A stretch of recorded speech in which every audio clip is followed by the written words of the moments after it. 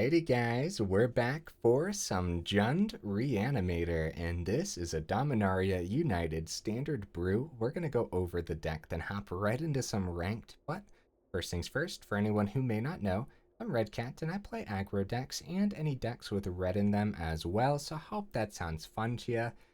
Guys, this was a suggestion over in the Discord, so thank you so much for the suggestion. This is my take on that build. If you guys want to see the original build, it is in the suggestions section of the Discord. There's a link down in the description if you want to join that up. Okay, what do we got in the build here? First of all, I loved this suggestion because we get to rock the Titan of Industry, and we don't have to worry too much about all those green pips because the main goal is to just go ahead and bring this back. And what are we bringing it back with? We got a couple Olivia Crimson Bride in here. So 6 mana 3/4 flying haste. When it attacks, return target creature card from your graveyard to the battlefield tapped and attacking. It gains when you don't control a legendary vampire, exile this creature. We have a couple other legendary vampires in here to work with this as well. Lord Xander, pretty powerful reanimation target. We also have Anje here, Maid of Dishonor. This is a 4 mana 4/5 legendary creature. When Anje, Maid of Dishonor, I don't know if I'm pronouncing their name right, by the way, I do apologize for that.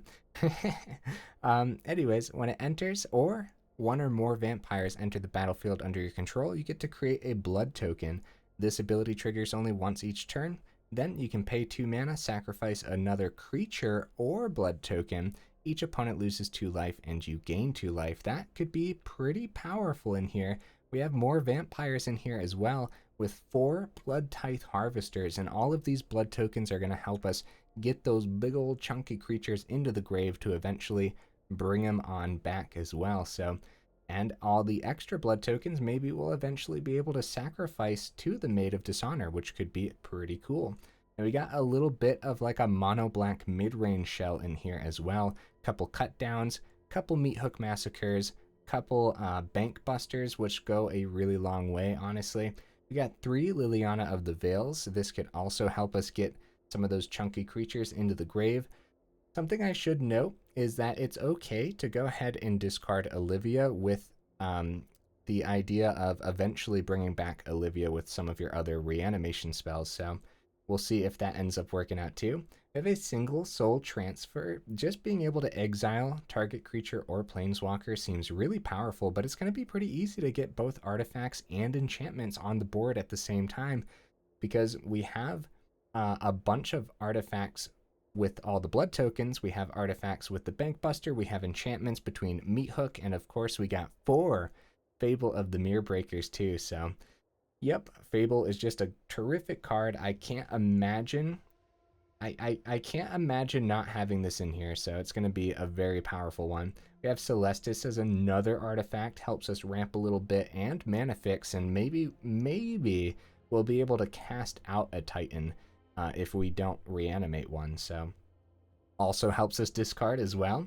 Have a Sheoldred's Restoration here, so the deck is more than capable of paying that white mana between the Celestus and the treasure token from Bankbuster or treasure from Fable of the Mirror Breaker as well. So this is return target creature card from your graveyard to the battlefield. If this spell was kicked, you gain life equal to that card's mana value. Otherwise, you lose that much life, and then you exile Sheoldred's Restoration. It's actually just pretty solid, isn't it? For 4 mana, guys, you bring a Titan of Industry back. You lose 7 life, but then you can gain 5 life off of the Titan of Industry, which is really cool. 2 Assassins Inc. This is a really cool addition, and I kind of forgot this card existed until the suggestion in the Discord. So 4 mana instant speed. This spell costs 1 less to cast if you control an artifact and 1 less to cast if you control an enchantment. So this could be just a double black, destroy target creature or planeswalker.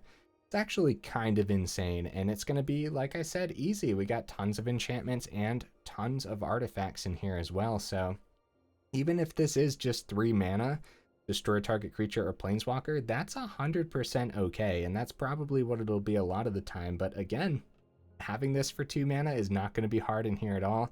I think it's actually going to be better than the Soul Transfer, just because of how often we'll be able to do it at 2 mana, and its instant speed. Soul Transfer is sorcery, so you'll be able to keep this open potentially with like a Bankbuster open too. If you don't destroy anything, activate the Bankbuster ability, do a quick draw, that kind of thing. So really, really cool card. We got a couple Sheoldred in here because naturally, and if we don't end up bringing back some of our other chunky creatures, Sheoldred is a perfect target. It's just a powerful card, and why not bring it back from the grave with an Olivia, right? Because, whoo, that sounds very scary and very powerful. Did I go? No, I did not go over the Cruelty of Gix here. So this is a 5-mana saga, and this is just another enchantment that's going to work with the Assassin's Ink and the Soul Transfer too. Has read ahead, so you get to choose what chapter this starts on. The first chapter, target opponent reveals their hand. You choose a creature or planeswalker card from it. That player discards that card. Okay, so it's pretty good.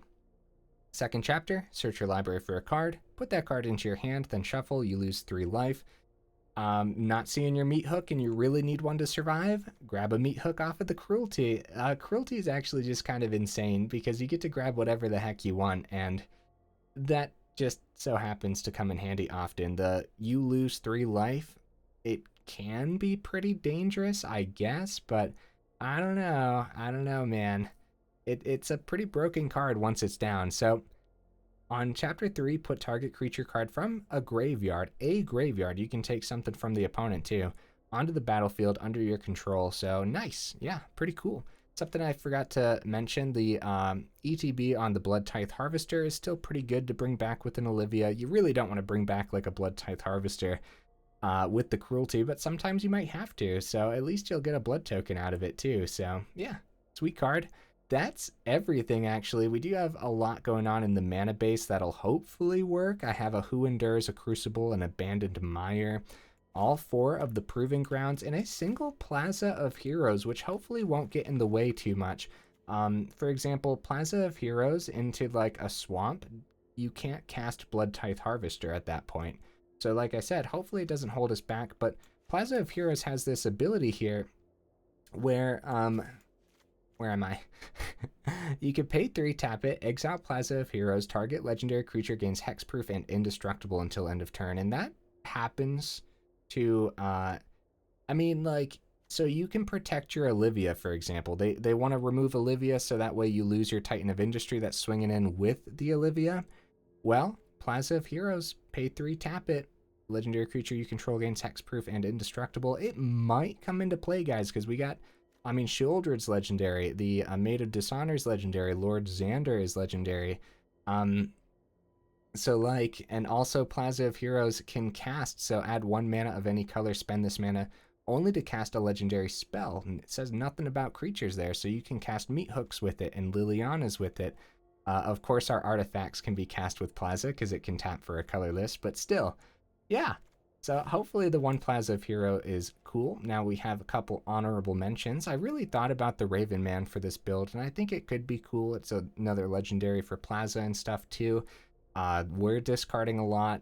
The potential for the opponent to discard off of Liliana, and us too, of course. So like, I don't know. It could be cool. And then Toxrill's something to consider whenever you're playing a reanimation deck. It's a very powerful card, and it can do a lot, especially versus certain decks. So it's something to think about, I suppose. And yeah, I think that's it, guys. Let's go ahead, take this into some ranked, and see how we do.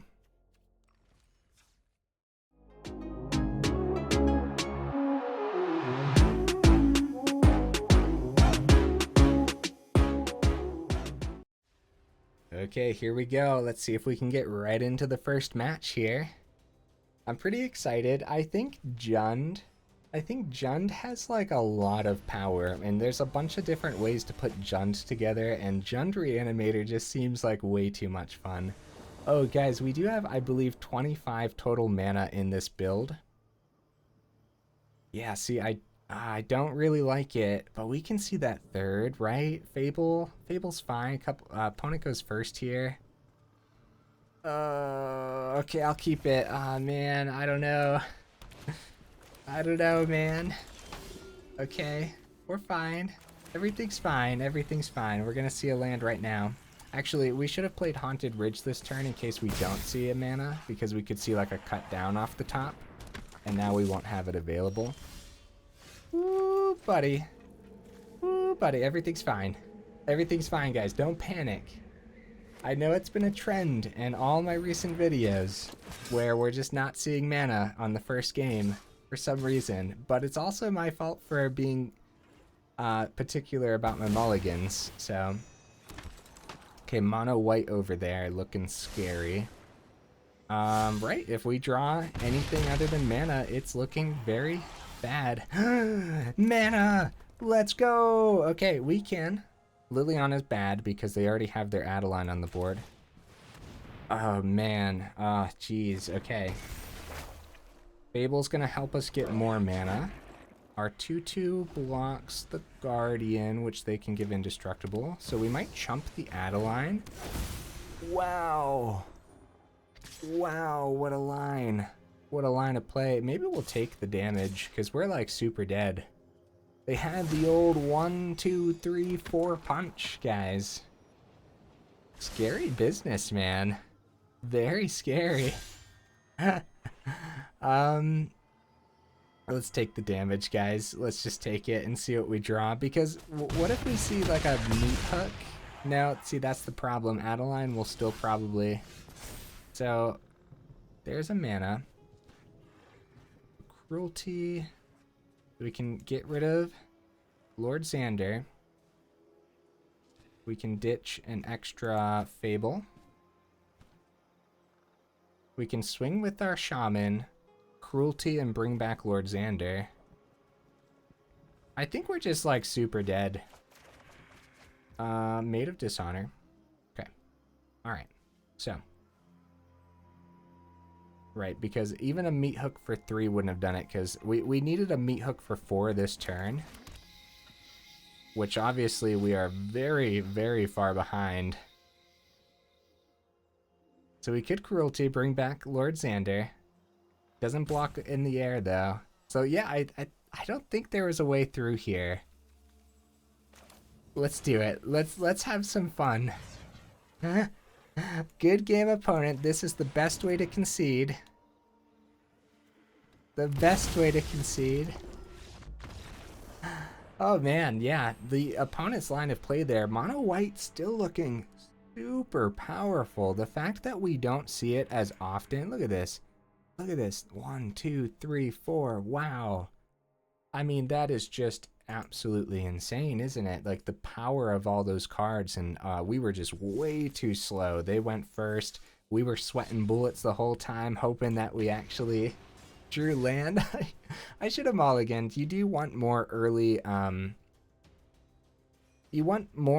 promises of blocks and removal, and that's why like the couple cut downs come in handy big time too. And we might want to talk about going up to 3 of those potentially, but then finding room for it is rough.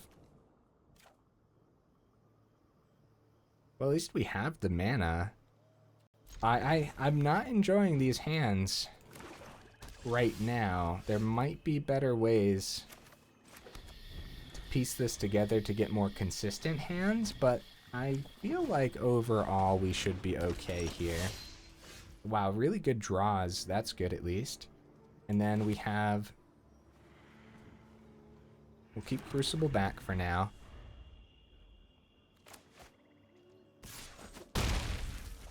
Taking the 3. Did they miss their 3rd? No, they did not. Fable? Okay.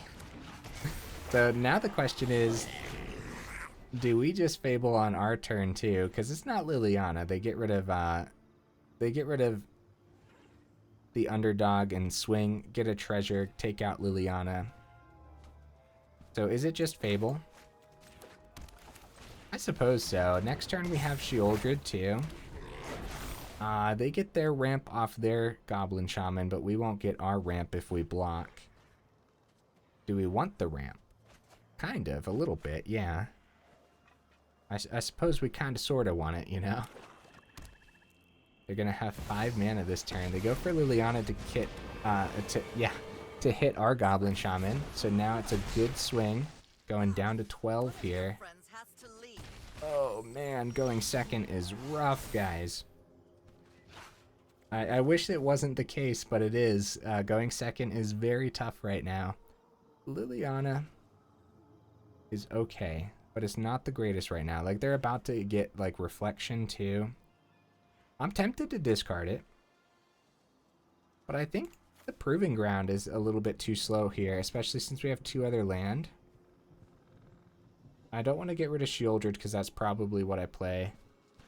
Alright, yeah, I'll ditch the Liliana. We have 2 more in the deck, and I'm curious to see if we can see, like, a Meathook soon. Because a Meathook for 2 this turn would have been insane. So, we'll get this down. We'll drop the Sheoldred. And my guess is Sheoldred instantly eats some removal from the opponent. That's my guess right now. They get more ramp off the Shaman. Invoke Despair takes everything from us. Oh man, so there is one thing we can draw, and that is a Meathook. A Meathook would bring us right back into this game. So let's discard our Sulfurous Springs. Because Cut Down's good, Assassin's Ink might come in handy, because we could always just use some... Yeah, a Meathook would bring us right back. Plaza's fine. Sheoldred's Restoration. We take 4 if we do Sheoldred's Restoration. And then we're just dead at that point. So I guess we'll go Plaza of Heroes. We have Cut Down and Ink open. So we don't want them to be able to copy off of Reflection, and we can't have them bringing back the Underdog next turn, so we don't want to hit this, and we don't want to let them copy anything. So we're going to go Cut Down on Reflection, and then keep the Ink open. Well, we might want to still do this before they swing. Let's see if they end up... Oh, they have the other Underdog to blitz back. Oh. We're just dead again. Well... I guess we'll use the removal at least a little bit. Very tough first games, guys. So I'll just go ahead and we'll ditch the Restoration, because we can also use Abandoned Mire, but like we're super dead. Blitz back the Underdog. And then I take out the... Yeah, either way it's 5, so we'll take out Shaman so they don't get that. And we drop the opponent the good game. Whoop.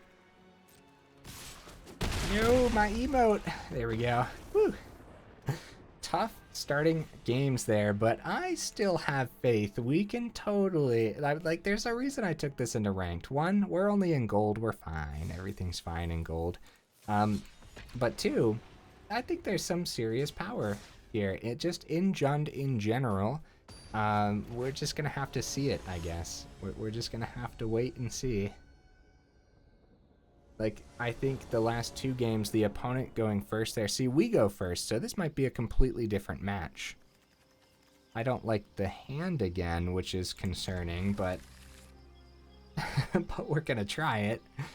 Because I don't think it's a mulligan either.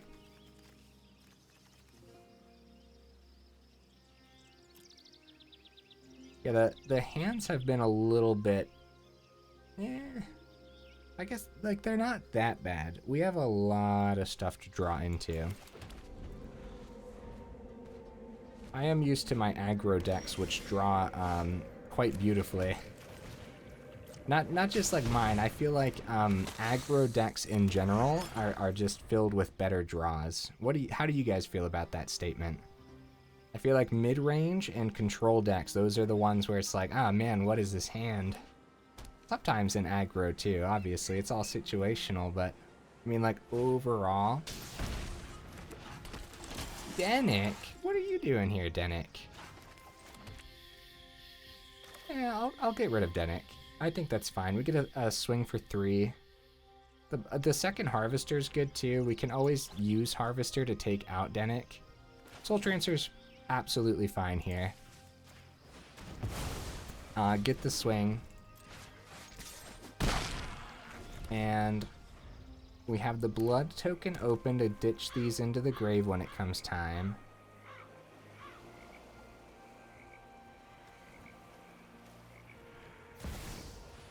Rafine, huh? Okay. We should probably... Oh, Liliana, wow. Great draw. When is Liliana not a good draw, though? Like, not too often is it just like, aw, man, Liliana. Aw, jeez. Unless it's the opponent, of course. Down to 12, and I wish we could get Harvester down too, but we don't let them keep a Rafine when they're tapped out like that. Like, no questions asked, terrific draw.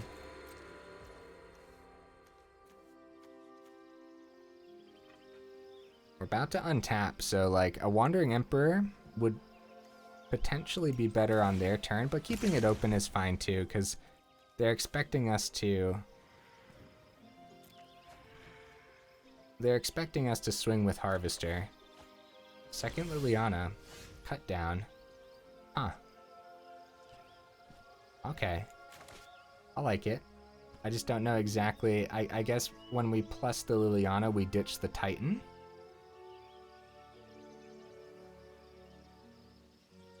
The swing here, swinging right into Wandering Emperor does suck. Let's start with the plus. Because we're still 3 mana away from Titan, and there's no guarantee that we see the third green source too. So going the full, like, we're gonna reanimate these, like, that's the goal. Okay, Tenacious Underdog, very nice. Alright. Swing right into Wandering Emperor? I guess so. They don't know we have the second Bloodtithe Harvester. Not an Emperor, guys. Keeping Cut Down open could be really huge here. Harvester drops. We have the minus ability on Liliana if it's just a creature. These Esper decks are terrifying. Oh, Wandering Emperor. Hi. They get a Samurai, the cut down takes care of that. They took the 3 here. They go for the 2/2. I'm gonna keep the cut down open for their turn, guys. We have the blood token and the cut down available. We're just gonna wait. Let's just hold out a little bit. I'd rather a cut down get countered than a very important spell that we draw off the top, so.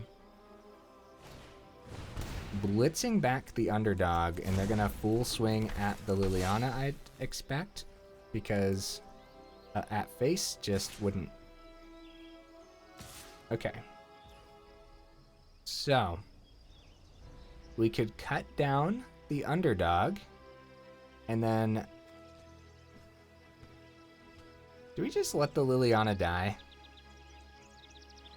Because I don't really want to lose the Bloodtithe Harvester. They're at 7. I think we just let the Liliana die.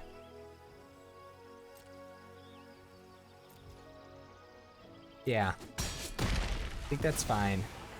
Let's see what they go for the plus here.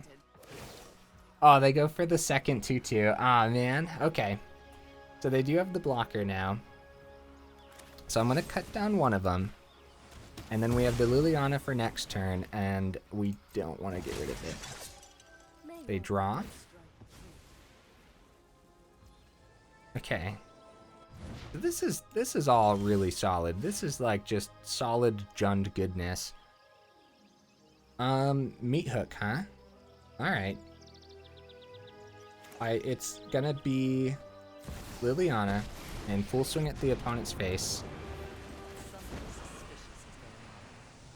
And Wandering Emperor can generate another 2/2, but I don't think we missed the extra damage to the opponent's face. Not when we have Meathook in hand now, too.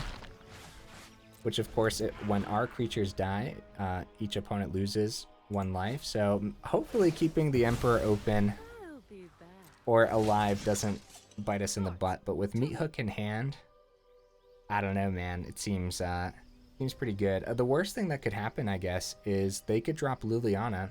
Well, no, they only have 4 mana, so... See, if they had their 5th mana, drop Liliana. Yeah, A double kill from the opponent would be the worst thing. Getting rid of both harvesters before the Meathook can actually land. Or a counterspell for Meathook. Nope, no counterspell. They get blockers down, and that is the game.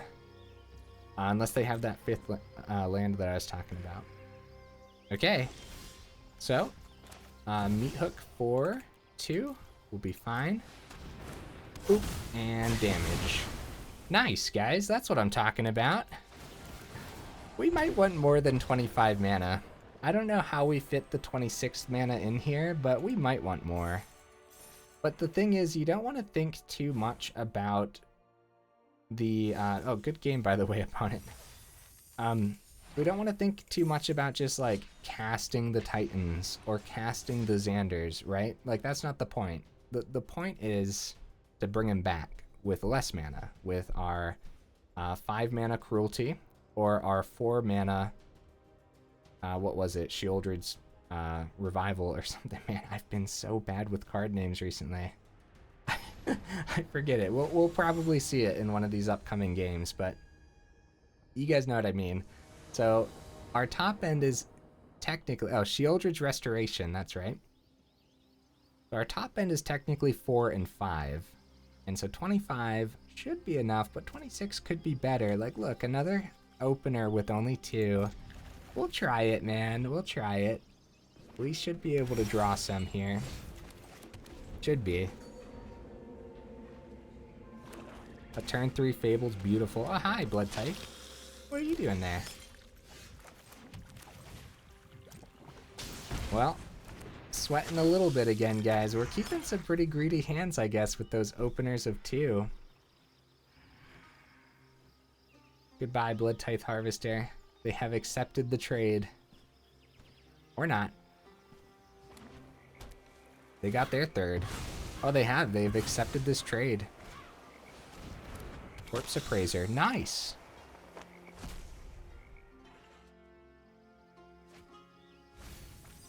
Okay. That's pretty scary. Yay! We saw the mana! Let's go, guys. We could take out the Appraiser, but let's be real. We gotta get Fable down immediately.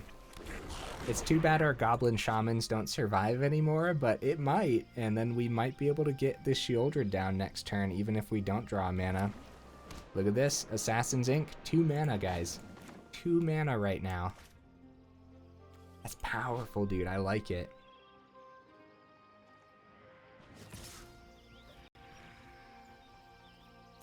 No blocks.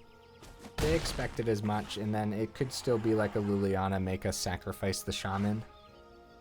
They don't want us to ramp off of it, and the Shaman has had a huge target on its back for quite some time. So, Bankbuster still could be removal before we swing. Nope, there it is, the cut down. Okay, so... what do we discard here? Sheoldred's fine. A Bloodtithe Harvester's good. I guess the second Fable. Sheoldred will eventually come back, but it also could be our turn too, as well. Assassin's Ink is great. Nah, let's get rid of Sheoldred. Because we have Bloodtithe Harvester and the Ink to get rid of the Appraiser, or just keep it open for something more scary. We have Cruelty and the Restoration to bring it back, and there we go. We got that 4th. And Meathook's okay. Man, the mana has been rough on me the past couple weeks, guys. I feel like I either add too much or too little. And even then... be careful with the auto-tapper when you're rocking so many like double black and everything like that. Keeping Ink open could be interesting because they might power up the Bankbuster. We don't entirely know what's in the opponent's deck here, so... I think we wait. I think we have great odds of drawing more land, which could be really good. If we don't draw more land, we can Restoration, bring back Sheoldred, take a little bit of damage, but we'll be okay.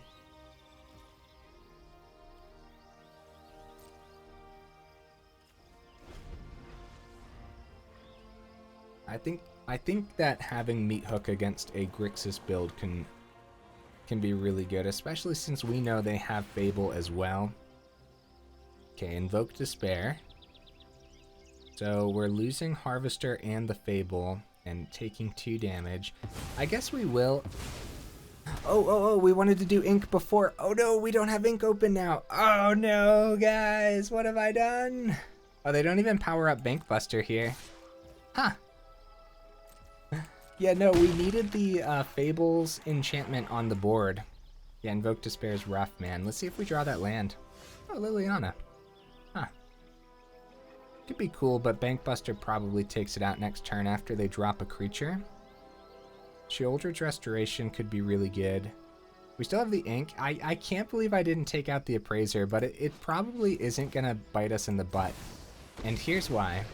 Having the ink open for a big old chunky creature that they're going to get, because is that even worth it? Taking out the Appraiser when we know for a fact they're going to have better things to do? We could look for the mana this turn, but I don't want to lose any of this, so I'm not. And if we have to do it on their turn, maybe, but I don't want to lose any of these. I think the Restoration would be the target to sacrifice to a blood token. Discard, I should say. You know what would be crazy? Okay, there's their Sheoldred. Gonna lose 2. So Assassin's Ink for the Sheoldred is way better, but we eventually got the Liliana. So they're gonna swing at Liliana, take care of it, I would say. See if we draw that mana. Yeah, the mana's been rough, guys. We probably wanted 26 in this build, even though you wouldn't think so. Since we do want to consider our top-end Cruelty here. Yeah, if we would have Assassin's Ink the Appraiser, we'd be at 14 instead. And then the Liliana would... I don't think we would have played it. And then the Sacrifice wouldn't have hit a lot here either. So I don't know if we necessarily got punished there. Meathook. So that tells me we're just going to go ahead and ditch one of the Meathooks. It's great to have double Meathook, don't get me wrong. But not seeing a 5th mana is horrible for this build, so... Second Sheoldred, that's actually pretty good. That's actually really good. Just took extra damage there from the blood token too. I guess we don't want them to gain life either. They power up Bankbuster next turn. It's not looking great, guys. It's not looking great. We should have done the Assassin's Ink before doing the blood token, but I wanted to see if I could hit that mana too.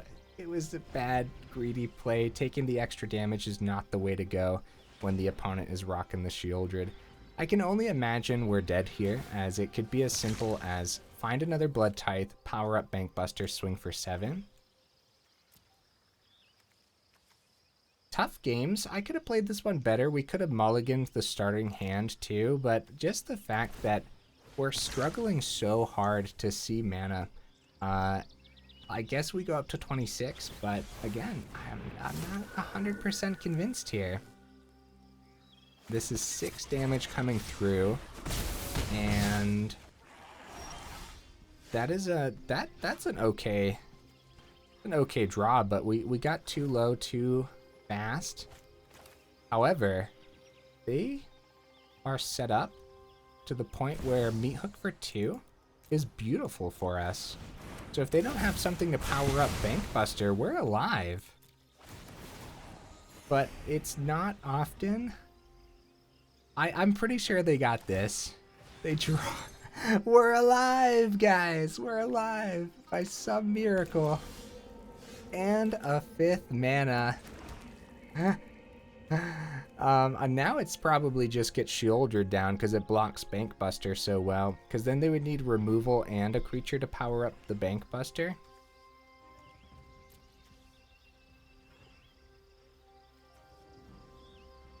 We don't want a Cruelty unless we actually reanimate something, so we're just going to bring the Sheoldred down. We have the blood token to ditch the Maid of Dishonor if we really want to. For now, we wait though. I feel like getting the kicker cost on this isn't too bad. Alright, it's going to be another turn of, can the opponent find a creature card? Can the opponent find a creature to crew up Bankbuster? And we can always bring back the Sheoldred too. They didn't find a creature, guys. They're going to next turn though. Off the Bankbuster, so if they don't find it here, excuse me.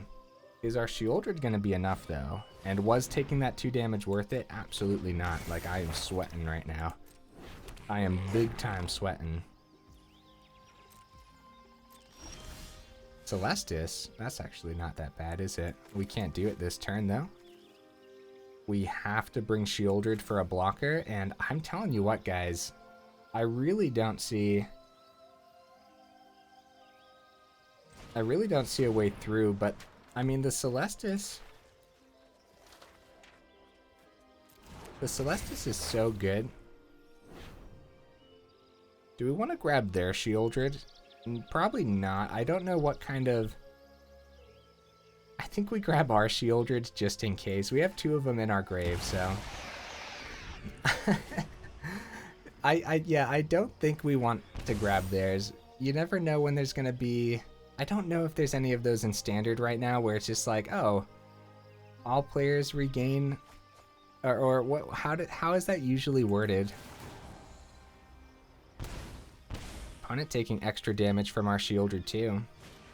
Oh, Invoke Despair, yeah.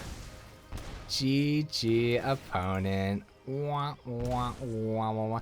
So that extra 2 damage actually didn't come into... Oh, yes it did. I was going to say they could power up Bankbuster Swing, but I guess technically we'd be at 2 if they didn't have something to power up that Bankbuster, so kind of my fault, guys. Going for the blood token early on there before killing Sheoldred was a bad play, to say the least. Let's see if we can get one more match in, guys. I'm not satisfied with exactly how we've been drawing right now. I do feel like we're getting a little unlucky in comparison to what the deck should look like, and we'll see. We got to talk more about it in the final thoughts, where maybe I should have just added the 26 mana and... Oh, we go first here, so at least if the opponent is like super aggressive... Okay, we'll try it. We have a ton of stuff we can draw here. We have a ton of stuff to draw. Alright, so we're going to start out with the Haunted Ridge. No worries there. If we go like Swamp, we could go full control to make them think we had a cut down. I'm not going to be that fancy this time around.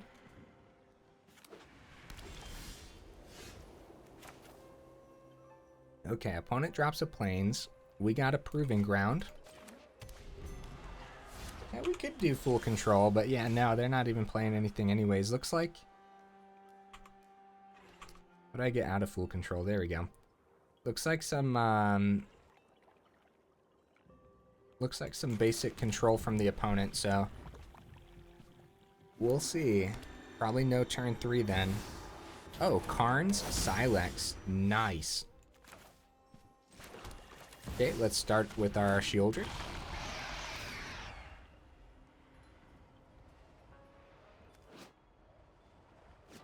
Gotta be careful, guys. We only have 2 Sheoldreds, but of course we can always bring them back and stuff too, so.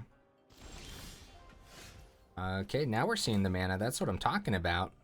Let's get Cruelty down. What do you guys think? First one? Probably hit like... We might see a Planeswalker. Okay, yeah, we'll go for all the sagas here. Oh, Dissipate, March to the Otherworldly Light, Witness the Future, Negate. Oh, no. Oh, this is nasty. They're looking for a 4th mana too, though, so see if they find it. I wonder what we grab from the deck then. Like, it would be awesome to actually reanimate something today. Witness the Future. Wow. See what they draw. Did they find it? They did. Very nice. Haunted Ridge. Search. And let's grab 2, 3, 4, 5. We have the clue to draw. Olivia would be terrific. Let's do it. Let's do it, just for the sake of actually reanimating something here. Like, for real, though. Like, this is sick. That is so cool, guys. Oh, man. So, March of the Otherworldly Light is gonna be pretty tough to hit the Olivia with. Oh, Depopulate. Wow. That's a good draw, opponent. They drew that after we saw their hand, but we'll bring back Olivia. Yeah, GG. That was an awesome game, guys. Oh man, Cruelty. That's kind of what the deck was supposed to be doing there, guys. We saw a Xander in hand, a Titan too. No great ways to actually discard those. And only one green source from the Proving Ground. But with Olivia being what we were using to bring stuff back, we had the Sheoldred's Restoration too. No actual white source for the kicker this time, but in the deck we do have ways. We had the Celestus and we have the treasure tokens off of Fable. And so I liked the build a lot, guys. I think we could have drawn a lot better today. It just kind of feels like that's how it's been, though. Our draws have been like super janky. I really, I don't know how else to put it, really. And there's days where I definitely blame myself, where I'm like, I should have put the deck together better. And then there's days where it's just like, man, this feels like bad luck, but I really hope it isn't. But I guess overall, I'm satisfied. I guess overall, especially after that last game, right? Because I definitely wanted to get one more in, because I was a little bit unsatisfied where I just, the draws just didn't feel like, yeah, you guys know what I mean. I mean, you guys were there, you saw the games. So here's the deck list again, and what would I add or take out? I have no idea. I'm guessing Lord Xander, even though it is another legendary vampire that works with Olivia's ability, is not going to be worth it in comparison to just a 4th Titan of Industry. So that's something to consider there. Another thing, of course, is the Toxrill could be better than Lord Xander, but if you're going Toxrill, then I would just keep the Lord Xander, because the Olivia does work with Lord Xander, so that's pretty good. But if you wanted the 4th Titan, then that would be the card I would take out, I would say. Now, with 25 mana, with ramp off of Fable and Celestus, you'd think it would be enough. It didn't feel like enough. We should go up to 26, and I think we might have a bit more consistency. Be very, very careful with what I did that one game. It didn't end up biting us in the butt at all. Like, it ended up being all right. But whenever we lost the Fable, this went back up to being 3 mana. And I should have played it before we lost the Fable, while the Invoked Despair was still on the stack. So that way we actually had the 2 mana to play this. It ended up being all right, because we drew the Liliana, which wouldn't have done as much later on, where the Liliana right then and there was better than playing like the Ink in the previous turn. So it ended up working out, but it's not always going to work out, so be careful with that. Invoked Despair is just gross, guys. It's gross. And so it takes out a lot of your power. At least you don't take damage then. That's good, and the opponent doesn't draw from that too. And if they do take out creatures, you can eventually bring them back off the Cruelty or Sheoldred's Restoration. Yeah, the 7 mana on the Sheoldred's Restoration shouldn't be that bad. You know what I would end up doing? I would go up a Celestus as well. I would find room for a 2nd Celestus, because you don't care too much that it's legendary. It helps us discard as well, which is really cool, and it fixes our mana so you can do things like play the Lord Xander or pay the kicker cost on the Restoration. And so that could really go a long way. I would ditch the Soul Transfer altogether. It's a little bit slow for what the deck's trying to do, and that is survive the first 3 turns. That is actually very hard to do. And so getting rid of Soul Transfer and going up a 3rd cut down could really do a lot here too. I think the Maid of Dishonor is completely fine to keep in. I don't think I would take that out, especially when we do have a little bit of a vampire theme in here. Very, very few vampires, but they're in here regardless. Sheoldred is very powerful, and you might want 3 of them, but I don't think so. 2's fine. You're going to see them often, and of course, you can always, on the second chapter on Cruelty, find whatever the heck you want. So if you really want Sheoldred in your hand, do it with Cruelty. So, or you can just take your opponent's Cruelty that you ended up killing too, which having them sacrifice their Sheoldred off of a Liliana or something. Yeah, that's a thing, and then you could just bring it back with your Cruelty. That could be really cool. Anything else that I would change, guys? Yeah, I would find room for that second Celestus, find room for the 26 mana, and that's the problem. You go up to 26, and then all of a sudden you're flooding out, and all of a sudden your Goblin Shamans don't die, and you have a ton of treasure, and now you're not seeing that other stuff that you need to see, like more removal. Meathook Massacre happens to be just one of the most powerful cards in Standard right now, and so you might want 3 of these, and then if you do drop that soul transfer, having artifacts versus enchantments becomes a little less important, because now it's only the Assassin's Ink, which I do think is better than the soul transfers in this particular build, because of the instant speed and because it's easy to cast at 2 mana. And so what I'm getting at here is you can go down a Bankbuster and go up a Meathook Massacre, and then go up a Celestus and drop the soul transfer. At that point, you're still looking at 25 mana, so what would you take out for the 26th? I don't know, man, because I want room for that third cut down too, so maybe Lord Xander and hopefully the 3 Titan of Industries is enough of a reanimation. We saw that it doesn't have to be big and chunky. It can be as simple as Olivia bring back Sheoldred, and it's just a ton of damage. And then we had the Cruelty set up in that last game too to bring it all back once again. So yeah, either way, guys, if you made it this far into the video, y'all are champions. And by the way, thank you again for the suggestion in the Discord. This was a lot of fun. Even when we draw poorly, it's still a ton of fun. So that's good news, at least. Either way, thank you again for being here, and I will see you in the next video.